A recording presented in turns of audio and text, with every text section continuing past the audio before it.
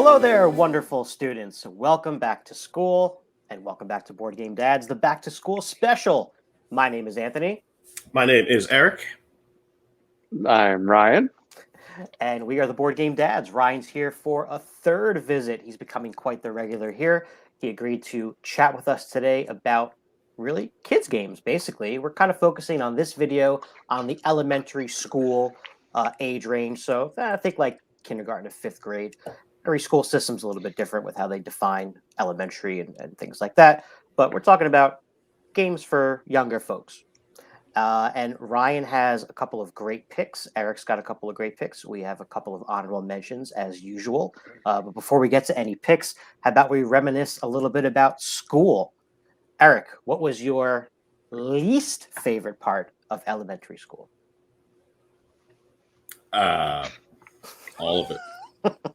Yeah, Eric was not a fan of school in general. I was not a fan of school. I liked hanging out with like Batista and some friends, and that's it. I did not enjoy school. Eric was not one for homework or tests or things like that. Just wasn't his style. He was ahead of his time though, so it was hard for the teachers to understand how genuinely cool he was. Yeah, I'm a trendsetter. Yeah, there you go. A little bit older. Did you at least have a favorite teacher? I did. I had Mrs. Crawford. I had her for third grade and then again for sixth grade, and she was great. Yeah, agreed. Yeah, I didn't hate all of school, but like my favorite part, gym, lunch. And even lunch was kind of boring, right? Like you open up. How many times can you open up a ham and cheese, soggy sandwich before you're like, I hate school? Yeah. Or then you start trading food with your friends. I don't think we ever did that. Really, I feel like I thought there was like a table set up specifically for things that you didn't want, and you would bring them up there, and then you could go up and get something else that someone put up there. We must have had a different lunch. You probably had lunch with all like the smart kids. I don't think that's the way it works. we want them to eat together. We don't want them mingling. Right. How about you? Any fond memories of grade school? Yeah, I was thinking fond is easy. It was definitely the days that we called dear, drop everything and read. Okay. Those days were awesome. Did you do something like that for the entire day? Not for the whole day. No, we didn't. We never had anything like that. It was really fun. I liked that a lot. Like bring pillows and blankets and literally the entire school day, find a nook somewhere in the school and just read a book the entire school day. I was like, this is awesome. I like that a lot. Yeah, that would have been cool. As a teacher, when I was older, we had the book fairs come every few months or whatever. And in Newark, where I taught, we would get this grant every year called My Very Own Library, where every student in the school, and we have upwards of 900, got 3 free books each event, which ended up being a total of 10 books throughout the school year, because you got 3 events, 3 books each, and then you got a one at the end for summer to take home. And it was, kind of similar to what you're describing, like as a teacher. That was a day where it was all about the books. You went to the book fair, you got your books, you got a little, tote bag or something with it. And then the kids just spent all day reading, switching books. A lot of them would get the same book so they could read together on purpose. It was just, it was. That's awesome. Yeah. I'm a big book fair fan. I still love those things. I remember the book fairs. I remember getting excited about that too. That was cool. I mean, so going back to school, I did not enjoy school. That being said, there was, like the teachers, a lot of them did a great job of trying to, keep it fresh and keep it different. And things like the book fair, coming in, having like field day, things like that, where it was something different. That was a lot of fun. I used to remember, though, we also got the Scholastic book like order forms, right? We could order the books. And we used to get so excited when the UPS truck pulled up to school because we knew that the books were getting delivered that day. But when we were younger, we didn't know that it was pronounced that way. So we just said the UPS truck is here because it said UPS on the truck. And that was always a fun day when the UPS truck came. We got new books.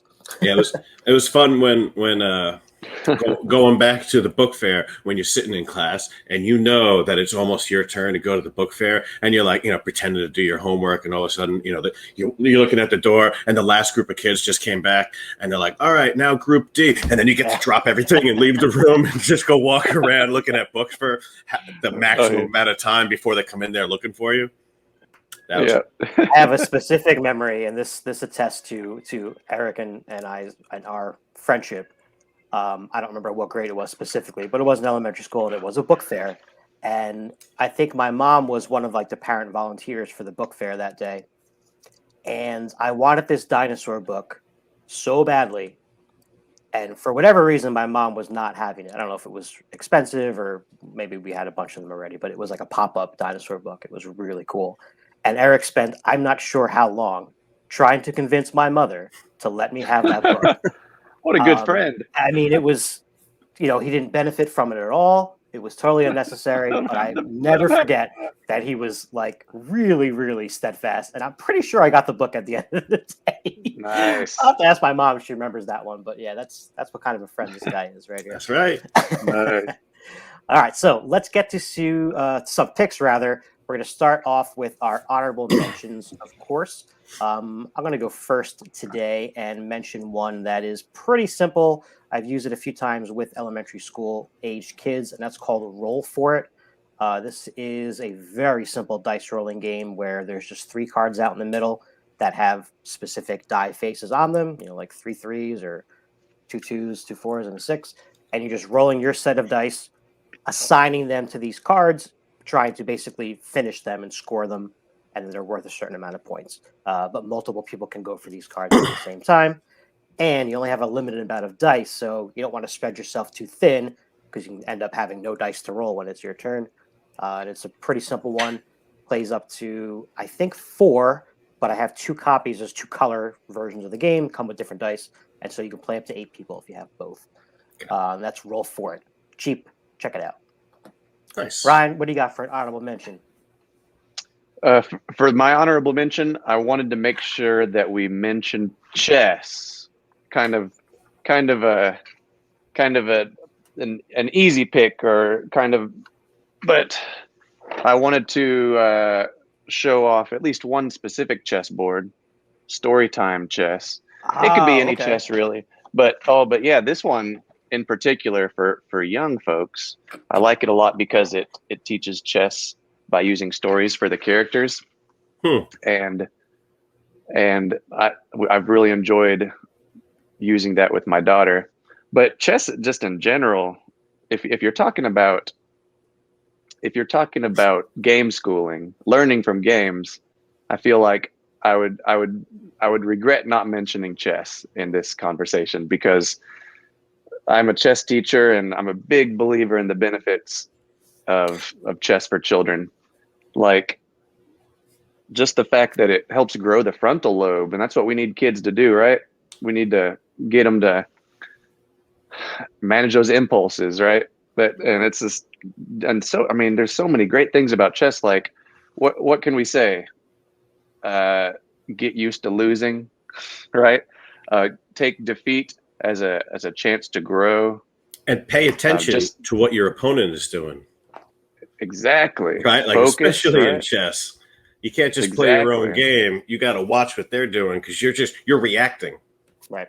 Exactly. That's that kind of focus is invaluable, isn't it? And the just basic logic and preparation and delayed gratification, those kinds of things. It's really good for kids. Yeah.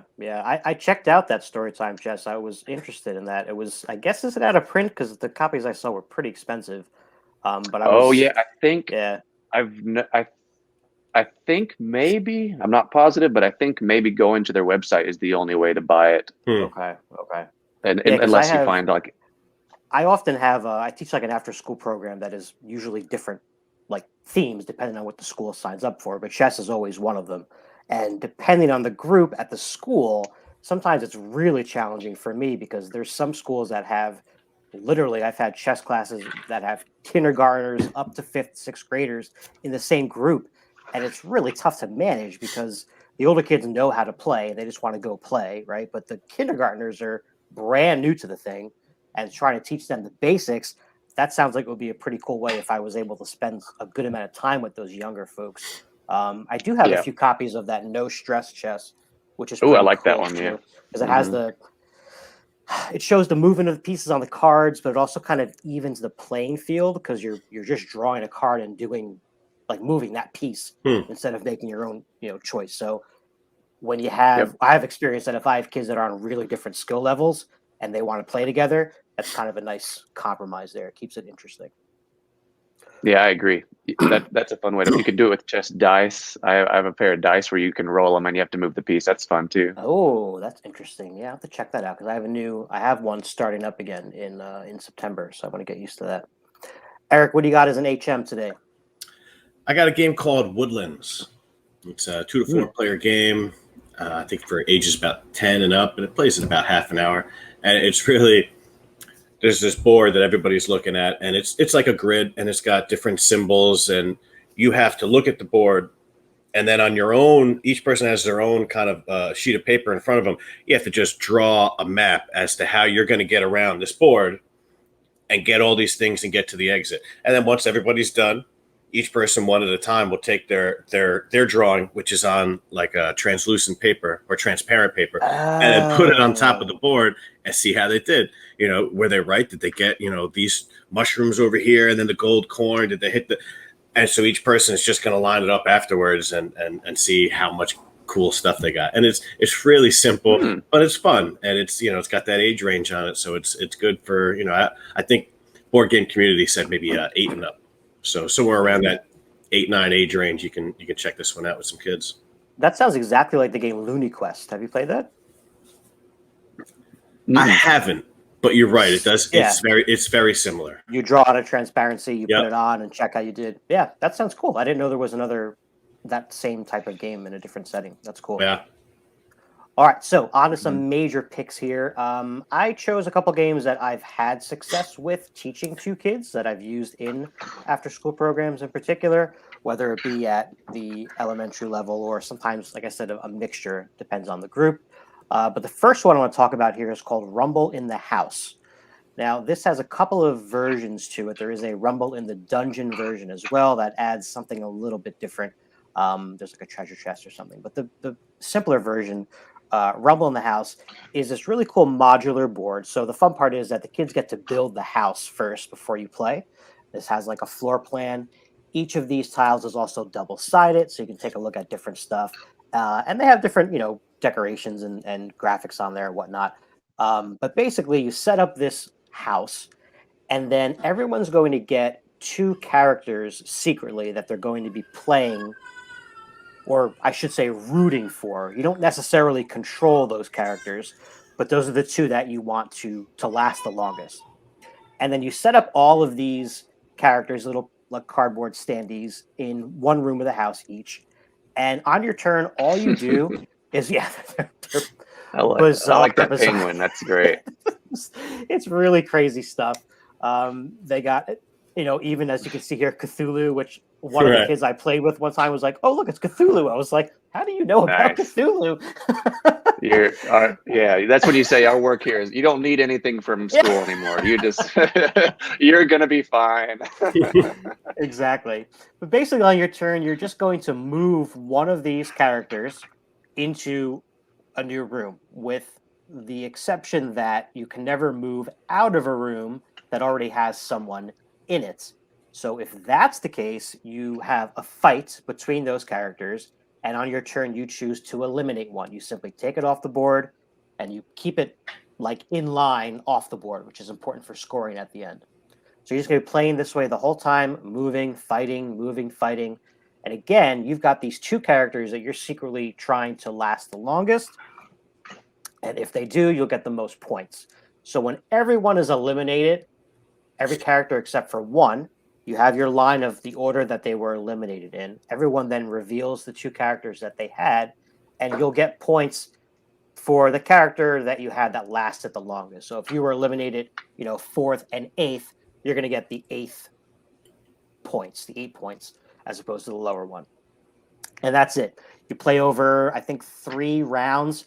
You could make the layout different each time if you want, but you obviously send out different tokens so that you're not the same characters again.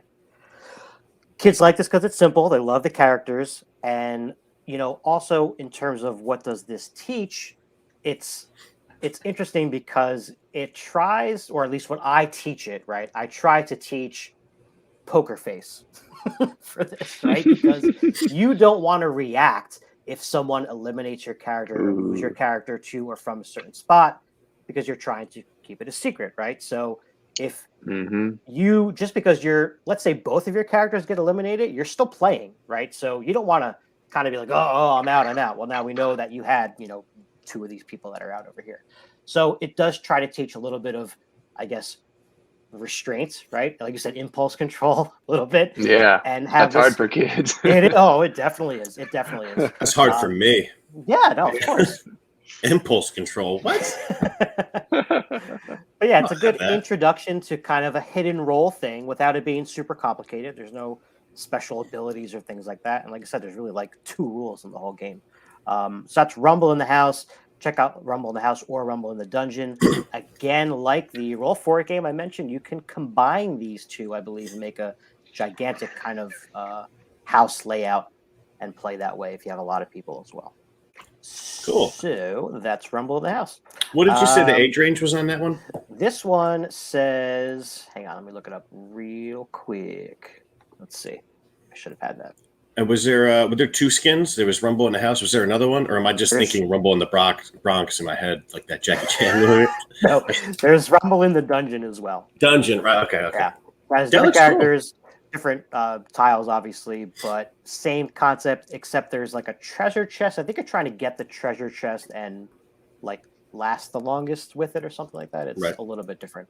Let's see. So Board Game Geek says, publisher says 8 and up. Board Game Geek community says 6 and up. And again, I think that depends on, the age range of the players for sure. Cool. All right, that's my first pick. Ryan, what do you got up for us for number 1? All right. Well, I'm very happy that we collectively decided that we didn't have to do just educational games, right? That I like that we came to this conclusion. Games that were, the kind of games that you might find actually in a classroom when a teacher has some money to spend and they type in board games for math or something like that, right? And then I'm not a big fan of those kinds of games. Yeah. Generally speaking, this when the whole point of the game is learning how to add or something like that, because there's so many games where you're going to get that anyway. Right. But it was also designed by like a game designer has a good theme and good mechanics and is fun to play. So I just thought, what are some of our very favorite kids games? And that's the 2 games I have today are 2 of our very favorites for kids. The first one is called Outfoxed. Oh, nice. By Game Right. I think it's number 1 on our list of board games for probably 5-year-olds is the list that this one's on. Okay. And it's what it teaches is definitely deduction, which is a great thing, fun thing to do with kids. Logic and deduction, much like Clue or the way that you use deduction to eliminate candidates in something like Guess Who. Yep. Right. So it's a fun mechanic, and the kids love it. I hear it from parents all the time. Kids are obsessed with the way the deduction works in this game because they have this clue revealer. This little, you can see on the screen that little orange. Yeah. That little orange thing. You slide when you reveal a clue. Yeah, you slide that clue in there like that's a necklace right there. Mm-hmm. You put that in there. And then inside the orange thing is the actual culprit, the person who stole the pot pie, the fox that's actually the culprit. You have all these suspects, and then you open this orange thing up, and if you see a little green dot, you know that the actual culprit is wearing a necklace, and then you can go through and say, well, this person doesn't have a necklace, so they couldn't have stolen the pie. So It's a pretty easy to understand but really fun deduction game for kids, and it's a really big hit. This is I don't mean to step on you or anything, but this is a great game. I've played this before. I loved it. I went out and I bought this for my niece for Christmas. Nice. And maybe a couple weeks later, I called my brother just, to see what's going on. And my brother and his wife are sitting there playing Outfoxed together. And they're, like their daughter had, she started the game, but then she was uninterested and she wanted to play with the toys. But my brother and his wife, they were having a blast just playing this together, just the two of them. This is a great game for kids. This is a great game for adults. And so this is definitely a good pick. Yeah, this is fantastic. Yeah. I remember when the first time I saw Tom Vassell talk about this game, and he was just like, I've never seen a kid's game teach deduction the way this game does. It is absolutely fantastic. And I mean, he's right. It's got such a smooth system to it. The suspects are right around the board. The clues are there. You flip them over, they stay on the board. And it's cooperative, right? So, we've talked about that before, how great cooperative games are for families to play together, right? Because there's no advantage really for anybody knowing the game or having a certain skill set that someone else doesn't have. You're talking about things together. And I'll say that Ryan does have on his website, Ryan's website, dadsuggest.com. He's got a couple articles, one of them about Outfoxed specifically. And I just was taking a look at it before we recorded. And, I had to laugh, and you were like, your kids are, all they want to do is use the clue thing, right? So they just always want to flip over the clue, even if it's not the optimal move for that. Right. All right. They just want to use the clue thing. Yeah. And so that reminds me, my son gets attached to objects. Have you seen this with your kids? But and the clue revealer is one of those objects that he's been attached to before. Like they want to take it on walks, put it in their pocket, sleep with it. So that's an adorable memory. And the other thing about this game that I'd like to mention is that when a kid grasps deduction for the first time and puts it into practice, it's really cool to see. Like I remember the moment with my daughter, and when she was playing this game, and we were like, so the culprit was wearing a necklace, so that means, what does that mean? And then she was looking at all the suspects, and she grabbed one and she went, innocent. so That's great. Nice. Yeah, this is I mean, if you're looking for a gift for your kid, or like Eric was saying, anyone in your family or whatever, I mean, odds are they've played something like Clue, something like Guess Who. This has a lot of the same elements, but it has that cooperative part, which kind of flips it over, and it just makes it a fantastic family game for sure. Yeah, we love this one. Big fans. All right, Eric, what is your first pick? All right, my first pick is called Rhino Hero Super Battle. So this is a hobby game. It's 2 to 4 players, plays about 15 minutes, and I think it's for ages 5 and up. And it's really cool. It's a dexterity game, and it focuses specifically on stacking and balancing cards. And so the way you play is there's going to be a floor card, and it's going to tell you what kind of wall that you need to use. And so you're going to go and you're going to get either the short wall, the tall wall, and then you have to stack these on top of each other. And then at certain parts of the game, you're going to be moving your little superhero meeples and putting them on different levels. And then there's these little hanging monkeys that you have to hang. And so it's basically each person, they go, they get their card, they put their walls on. It has to connect to some other part of the building. And you want to get it as high as possible. And when it falls, whoever made it fall loses. And it's cool. It's, you can't play it with the ceiling fan on. You can't play it on like a shaky table or anything like that. But, kids are going to love this kind of thing because, they're building something. It's not just like they get to go, they roll a die, and then they sit there. They're watching this thing. And, a lot of them are probably going to be like me and just be like, when it's somebody else's turn, nobody's looking, trying to knock it over. Or we're like, when they're trying to put something on, just yell at them. And this is a great one. So I know there's a regular Rhino Hero, which you can play together, but they're different. The regular Rhino Hero, I think you're just stacking in one straight column up. Yes. And now there's also they put out I think Rhino Hero Junior, which has 2 or 3 different ways to play the game that start from very, very simple to pretty simple. I haven't played it. I know, Ryan, you have that one, so if you want to talk about it quickly, you can. Oh, yeah. But otherwise, this game, one of my favorites. It's always a hit, and it's nice. It's fun for the whole family. Again, it's just like Outfoxed, right? It's not just, oh, here, let's set up this game for the kids and let them play, and we'll pretend to enjoy it. Nope, you're gonna enjoy this one. You gotta love Habba's game pieces, right? Nice. Yeah. So the monkey has a little meeple in that one, huh? They're not just little cardboard standees like in okay. Anything that's stacking is going to be enjoyable for any age, really. That's why Jenga is so popular. It's been around for so long. Even when I was a kid, I remember making with my grandfather. We used to, first of all, he taught me a bunch of card games, but we used to also sometimes take like a really old, crappy deck of cards and fold them and make structures like this just to do something. Much simpler time. There was less stuff to play with, but it obviously it stands the test of time because there's games like this that exist now.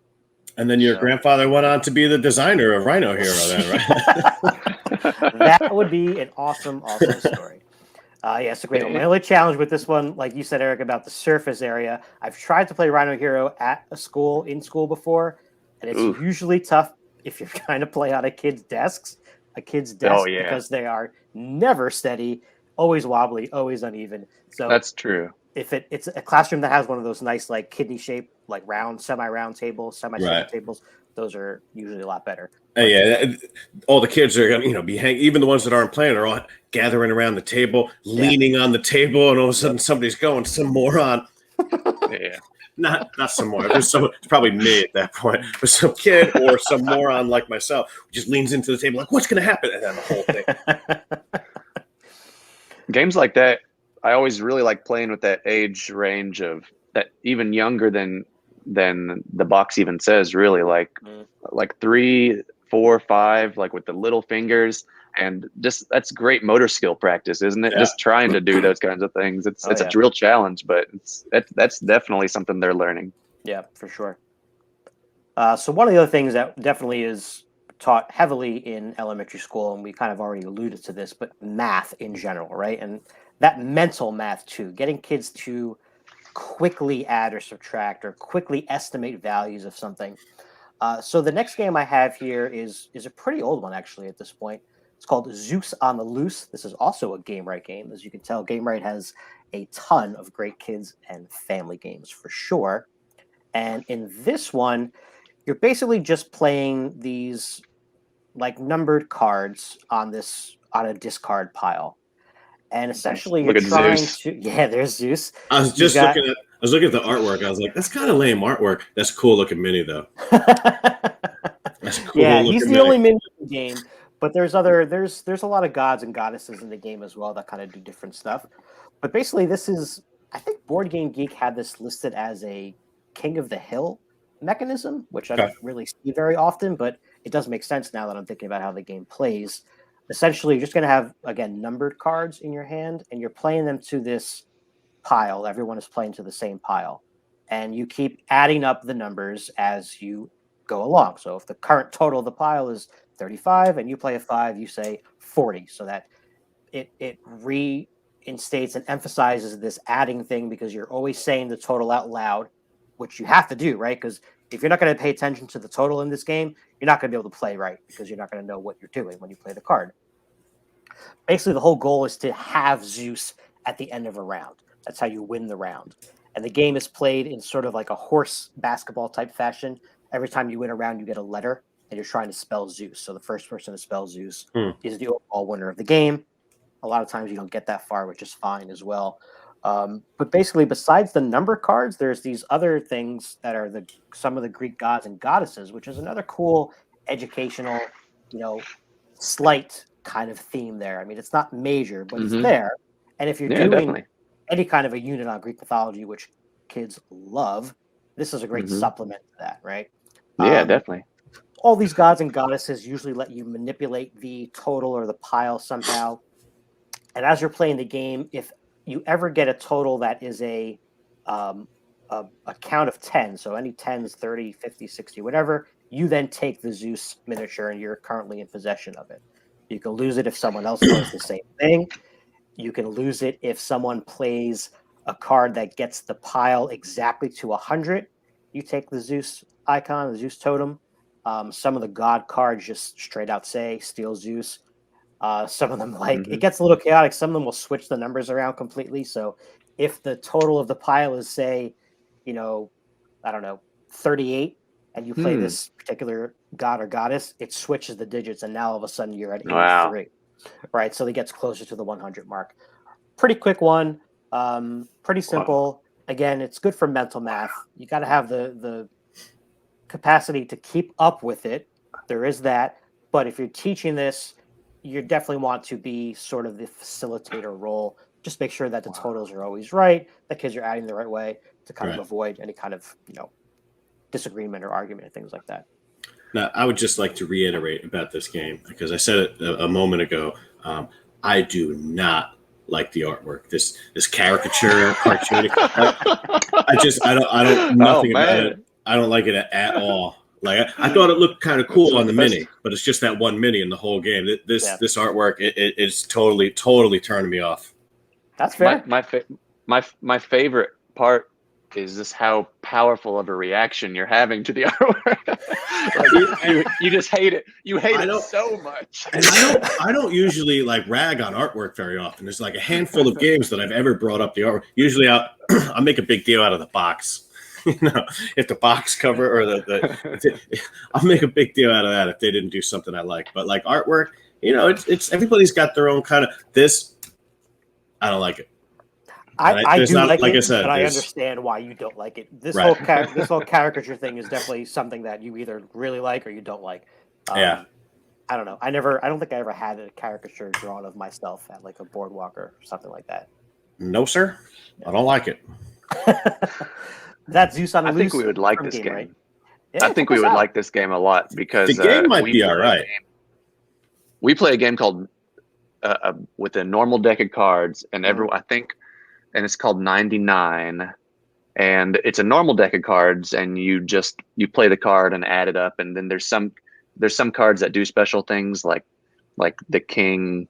I can't remember them all, but the king might be worth 0. Something might reverse. So it sounds very similar, and I know, and my son loves playing 99, so I bet he would really like this a lot.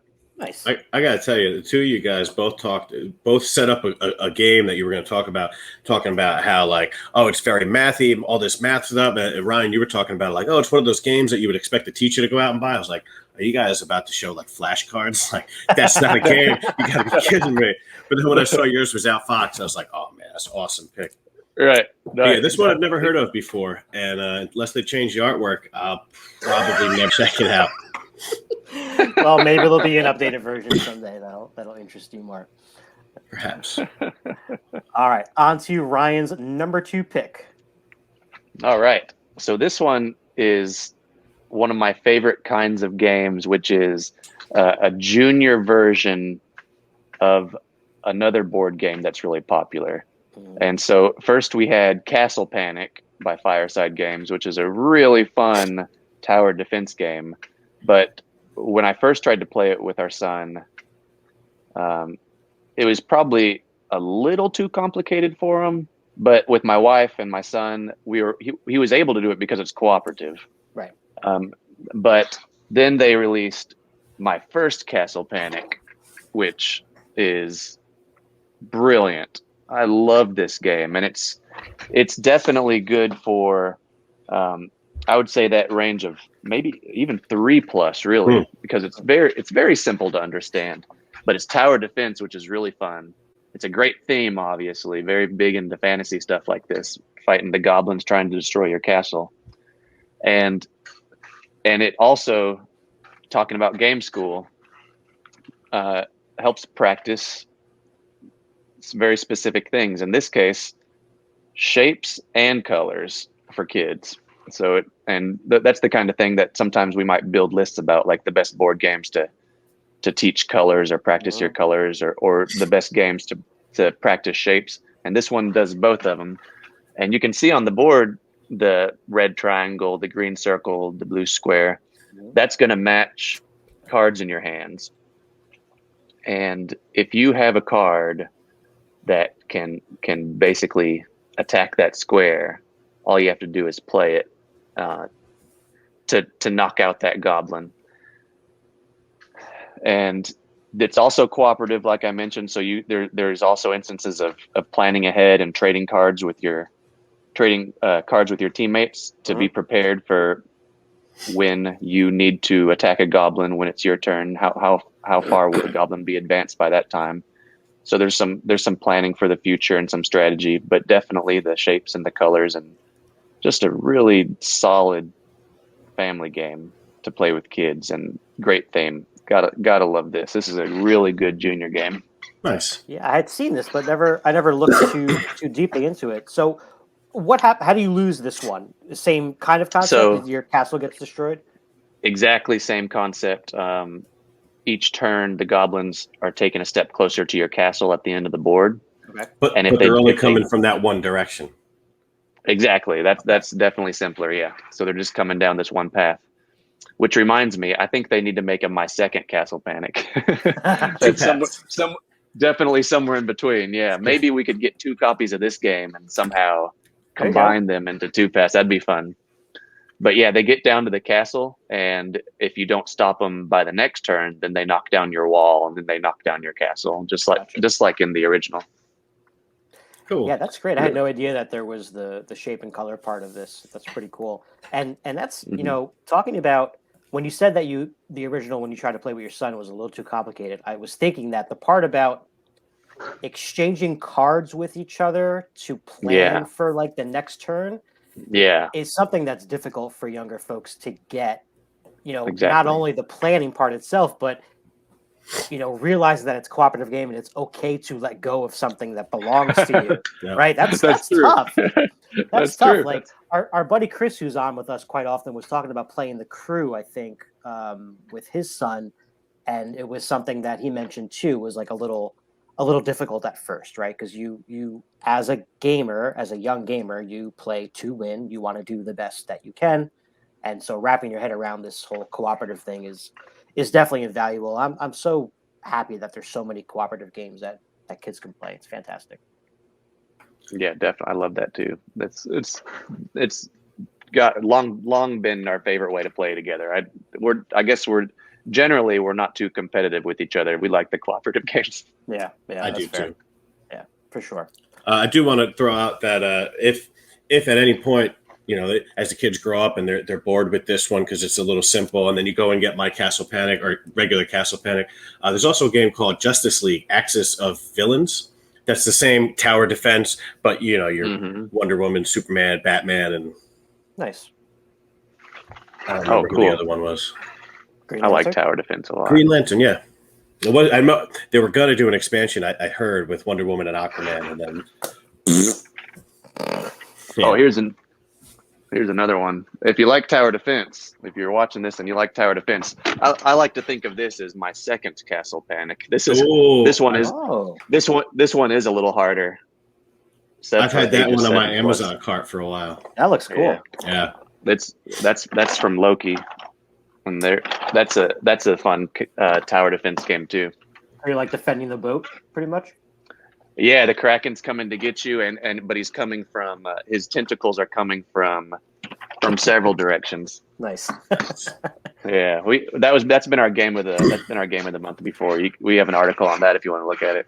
Cool. Yeah, we're gonna put lots of links in the show notes, by the way, folks, because like we've said before, Ryan has a lot of great resources on this stuff in general. And I failed to mention at the beginning of the video, but I did say that Ryan was with us before. If you want to check out either of those videos, we were recently on the summer block party. Ryan joined us for the outdoor summer activities list. And then a few months before that, it was Read Across America Day that we talked about our favorite games that are based on books. So check those out as well. All right, Eric, you're about to wrap up here with your second final pick. What do you got? All right. My final pick is a game called Dr. Eureka. It's a blue-orange game. It's 2 to 4 players. And just like Rhino here, it plays in like 15 minutes. And this game's got some really cool theme when you're actually playing. So basically, it's really simple. You're going to get this card. You're going to flip it over, and it's going to tell you how it wants you to put these balls into these beakers, right? Everybody starts with 3 beakers. You got 2 green balls or marbles, 2 red ones, 2 purple ones. And then as you see on the card there, they want the first beaker to have 1 green and then 2 purples in the next one. And you have to figure out how to do that. And so you get these 3 beakers. Oh, now I see why you wore your beaker shirt. Yeah. I got my beaker, my science shirt. So basically what you're going to be doing in order to get this one, I'm going to take these 2 purples. I'm going to take this red one. I got to pour it into the, it's a lot easier. Here we go. And I got to take these 2 purple ones. I got to pour that. And if at any time one of the balls comes out and you catch it, you lose. You can't touch your skin. You can't like accidentally drop one and then put it back in the thing. But what you can do if you needed to is once you have it, say I have it, but it's upside down, you can put it down and have it held upside down like that so that it can actually be, it counts as for whatever, even though it's upside down. And it's really cool. And I'll tell you what, if you get a couple of lab coats and some goggles and you put your kids in either of them and you see them, like doing this, trying to, it's a cool, interesting, fun game. Now you can play this game with somebody who just happens to do very well at this kind of thinking. Yeah. So it could be, and it's the same thing with chess that you were talking about, Ryan. You could play this game with somebody who's just going to wipe the floor with you because they just, that's the way their brain works. They're like, oh, so mathematical, so I just have to do this. And as long as they can do this dexterity part, they're going to be able to do this very well. So, it is. But that's the great equalizer, though, the dexterity part, right? Because anybody can screw that part up, whether or not it doesn't matter how fast you can visualize it. Sometimes just physically doing that can mess you up. Yeah. Mm-hmm. I really enjoy feeling like a mad scientist, right? And just like, okay, that's funny. One of these in there. It's just, it's a cool feeling. There's not a lot of games where you're doing something that sort of puts you, all games are like, oh, well, you're here in this fantasy realm where you're doing this. This one, you're actually doing the thing like physically that you're doing in the game. And it's cool. It's fun.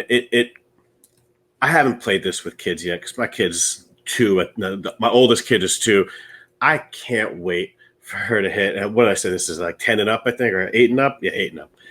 And I can't wait to play this with her because even just watching the kids play, I don't even have to play. This is going to be really cool.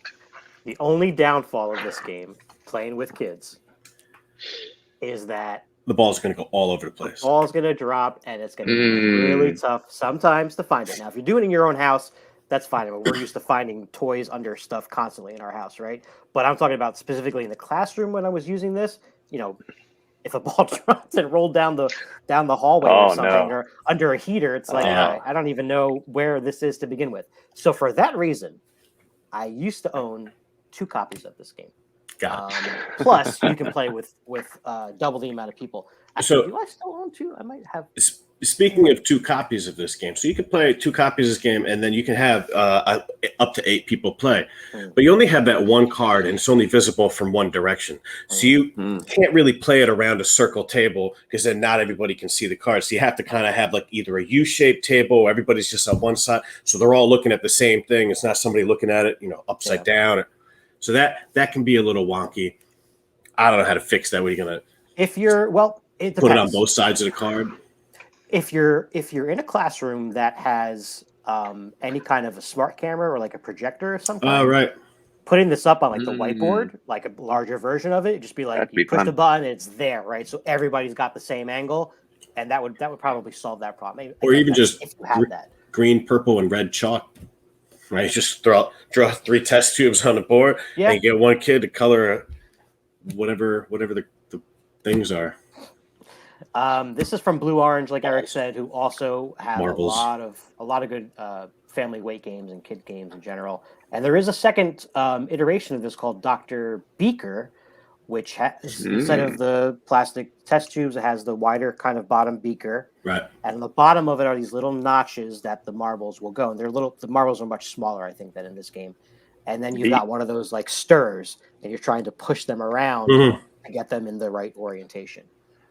So that's another kind of a twist on this. But again, like you said, if you're doing any kind of science lesson and you get lab coats and some goggles and this, these kids are going to have a blast. Even if they're not good at it. I mean, it's just fun. If they are good at it, you put some gloves on them. And then you make them use the gloves to try to like handicap them a little bit so they can play with the younger kids. That's true. That's true. All right. Then you introduce real acid. That's the legacy version of this game. All right, friends, we're coming near the end of the school day here. Depending on where you live, sometimes it's 2:45, 3 o'clock, 3:15. I don't know. Ryan, where you're at, what are the hours of school there? Until it actually depends on which district, but usually about 3. Yeah. So the bell's going to ring soon. We got to get home and do some homework. Well, except Eric. He's going to. By the way, Eric used to hide his poor tests in the bushes so that his parents wouldn't see. Happened once. Oh, okay. The rest of them went in the sewer. My parents thought they were so smart when they found them in the bushes. They don't know about, like the rest of them that got thrown down the sewer. What'd you hide? It's like tests and stuff. It's homework that he didn't do good on or something. Yeah, it was, like you do your homework or whatever, and then you get like the check minus or a frowny face because I didn't do a good job. Face, yeah. And then, you didn't bring the frowny faces home. No, I leave everything in my desk. I don't want to bring this stuff home and show my parents that I'm not paying attention to school until my teacher tells me that I have to bring it home. And I'm like, oh, okay, I'll show her. And I throw it in the bushes. Meanwhile, she's calling my parents. I walk in the door. They're like, where's all those papers? I opened my backpack and a big gust of wind came and blew them all away. This is serious. I actually told them this. And, at the time, I was like, that's totally believable. All right, folks. My thanks once again to Eric and Ryan for joining us here. Hope you had some fun with us talking about school, talking about some of these great kids' games. Check them out, and we'll have some links to Ryan's stuff in the description. And as always, we'd love to hear from you. So leave comments if you have a particular kids' game that you've had success with, your own family, or teaching to kids, or just a game that you enjoy maybe playing together with the family, with kids and adults alike. Eric, anything else you want to add before we get on the bus? Try to enjoy school this year, kids.